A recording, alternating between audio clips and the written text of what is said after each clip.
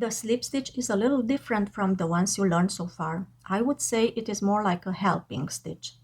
The slip stitch is used to attach or seam crocheted parts, to join rounds, to create shape, to move the yarn to another part of the fabric without adding height. Because the slip stitch does not add much height, it is not used on its own to crochet fabric. Now let's learn how to make a slip stitch, first on chains and then on a row of single crochets. We start from the 7 chains. Skip the first chain and go into the second one. Yarn over and pull this loop through this one that you already had on the hook, like this. This is the first slip stitch. Now go into the next one, yarn over, pull this loop, and then pull it through this loop that you had on the hook. Go into the next chain, yarn over, pull this loop through the one you already had on the hook. Go into the next chain, yarn over, and pull this loop through the second one, like this. We have 2 more.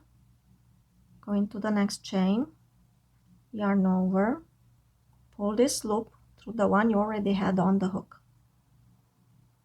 And the last one, go into the chain, yarn over, and pull this loop through the second one, like this. And this is how the slip stitch looks like. Now let's do some slip stitches on a row of single crochets. Do a few single crochets at the end of the row, chain 1. Turn your work. Go into the first stitch, which is right here at the base of the chain. Go into the first stitch, yarn over, pull this loop through this one that you had on the hook. Go into the next stitch, yarn over, pull this loop through the one you had on the hook.